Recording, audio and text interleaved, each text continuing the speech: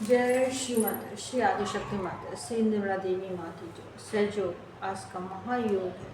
सहयोग में माने आयुर्वेद वेद में धन्वंतरी के रूप में आयुर्वेद में हमको डायबिटीज़ की बीमारी कैसे कंट्रोल की जाती है, कैसे इसको ख़त्म किया जाता है, उसका तरीका माने हमको बताया है।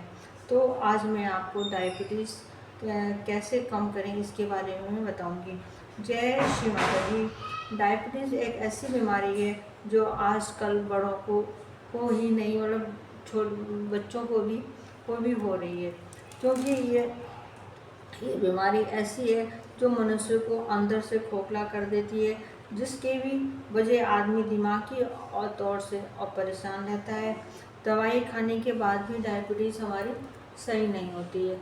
कब अलग जाए ख़त्म तो छोड़ो, वो और बीच बीच में बढ़ती भी रहती है। हम कितना भी कुछ कर लें लेकिन हमारी डायबिटीज़ जिसको हो गई वो जल्दी सही नहीं होती और वो परेशानी रहता है। इससे डायबिटीज़ से हम का असर हमारे हृदय पर भी पड़ता है, तो उससे भी आदमी को बीपी हो जाता है और जो है उसको हार्ट अटैक का भी डर रहता है। तो ये बीमारी बहुत ही वैसी बीमारी है, इस पर विशेष रूप से ध्यान देना चाहिए। तो माँ ने हमको बताया कि हमें आयुर्वेद में हमें कौन से उपाय करने चाहिए जिससे हमारी ये बीमारी ठीक हो सके। हमें माँ ने बताया खान पान से हमारी बीमारी ठीक हो सकती है। आयुर्वेद का जो भी खान पान माँ ने बताया है वो अगर हम उचित ढंग से करते हैं तो हमारे से बीमारी ठीक हो जाती है। इस वीडियो को कृपया अंत तक अवश्य देखें ताकि आपको पूरी जानकारी मिल सके। मैं इसमें सब बातें बताऊंगी डायबिटीज से संबंधित जो माँ ने बताया है, तो इस वीडियो को आप पूरा अंत तक देखें ताकि आपको पूरी इसकी जानकारी मिले और इस वीडियो का आप फ़ायदा उठा सकें। आयुर्वेद के उपाय। अब हम आते हैं आयुर्वेद के उपाय हमें कौन कौन से करने चाहिए। माँ ने क्या बताया है, सबसे पहले माँ ने बताया है कि हमें बिना मसाले वाला ओट्स खाएं। ओट्स आता है, दो तरह का आता है, एक तो मसाले वाला आता है, एक सादा आता है। तो हमको सादा ओट्स खाना चाहिए। आंवला खाएं, चाहे आंवले का जूस पिएं, आंवले की सब्जी खाएं।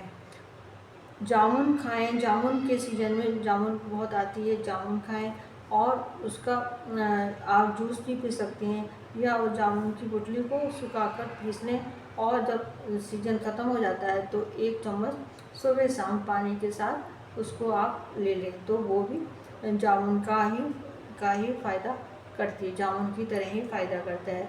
या फिर जो लोग सिरका खाना पसंद करते हैं, सिरका खा लेते हैं, खट्टा खा लेते हैं, वो लोग जामुन का सिरका भी खा सकते हैं। बाज़ार में मिलता है और घर पे भी आप बना सकते हैं, बहुत ही सरल है।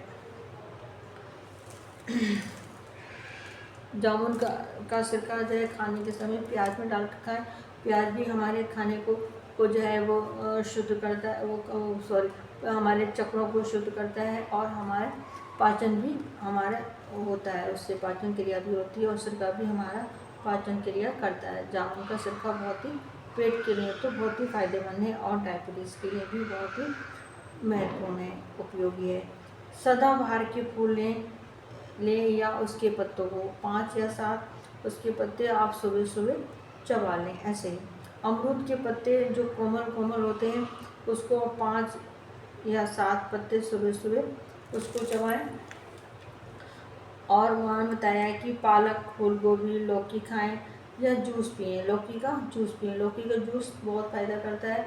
ये हृदय के लिए भी बहुत फ़ायदा है, बीपी के लिए भी फ़ायदा करता है और पेट के लिए भी बहुत फ़ायदा करता है। तो इसको जूस पिएं, डायबिटीज़ में बहुत ही फ़ायदा करता है, क्योंकि जो है वो जब इसका असर जो डायबिटीज़ का हमारे जो हृदय पे होता है, वो जो अगर हम लौकी का जूस पिएंगे तो वो असर हमारा हृदय पर नहीं होगा। और लौकी तो वैसे भी बहुत फ़ायदेमंद होती है।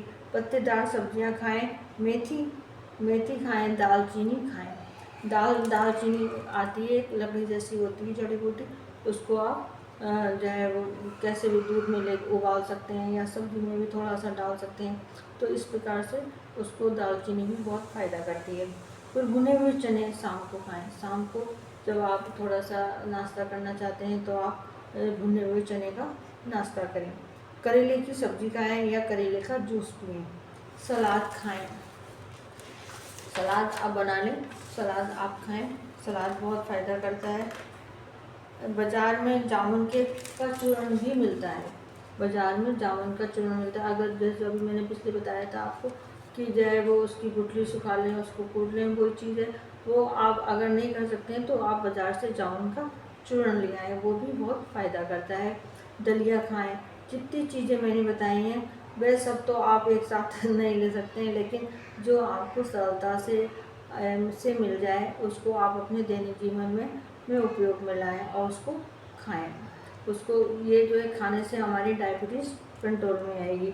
फिर माँ ने बताया कि हम सहयोगी क्रिया करके भी अपने चक्रों को शुद्ध कर सकते हैं और अपनी डायबिटीज़ वाली बीमारी को ख़त्म कर सकते हैं। माँ ने हमको बहुत ही आसान तरीका बताया है कि हम श्री माता जी की फ़ोटो के सामने बैठ जाएं। जब आप ध्यान करें तभी आप अपना दायां स्वादिष्टान चक्र शुद्ध करें। माँ ने बताया है कि हमारा दायां स्वादिष्टान चक्र और बायां नाभि चक्र के खराब होने से ही हमको डायबिटीज़ होती है। तो हम इन चक्रों को शुद्ध कैसे करेंगे इसके बारे में मैं आपको बता रही हूँ। चक्रों को शुद्ध माँ ने बताया कि दायां स्वादिष्टान चक्र जब आप ध्यान करने बैठेंगे तो आप उससे तभी आप ना दायां स्वादिष्टान चक्र शुद्ध करें, बायां नाभि चक्र शुद्ध करें। दायां स्वादिष्टान चक्र करने का तरीका है कि आप अपना सीधा हाथ माँ की तरफ करें। बायां हाथ हमारा जो दाएं पैर है और पेट है, जो उसका जोड़ है दाएं पैर का और पेट का, वो हमारा दायां स्वादिष्टान चक्र है। तो हम अपना बायां हाथ दाएं स्वादिष्टान चक्र पर रखें और माँ से प्रार्थना करें कि ये माँ हमारे दाएं स्वादिष्टान चक्र को शुद्ध कर दीजिए। माँ मेरी डायबिटीज़ वाली बीमारी को ख़त्म कर दीजिए। इस प्रकार से माँ से प्रार्थना करें और फिर थोड़ी देर के बाद फिर आप ना बायां नाभि चक्र शुद्ध करें। बायां नाभि चक्र को शुद्ध करने का भी तरीका यही है कि बायां हाथ माँ के सामने करें। सीधा हाथ जो हमारे पेट का नाभि है वही हमारा नाभि चक्र है, तो उस पर सीधा हाथ अपने नाभि चक्र पर रखें और माँ से प्रार्थना करें कि माँ मेरे बाएं नाभि चक्र को शुद्ध कर दीजिए, मेरी डायबिटीज़ वाली बीमारी को ठीक कर दीजिए, हमारी डायबिटीज़ की बीमारी को ख़त्म कर दीजिए। तो इस प्रकार से आप माँ से प्रार्थना करेंगे तो आपका दायां स्वादिष्टान चक्र भी शुद्ध हो जाएगा और बायां नाभि चक्र भी शुद्ध हो जाएगा, क्योंकि इन्हीं दोनों चक्रों के खराब होने से ही हमको डायबिटीज़ वाली बीमारी पैदा होती है।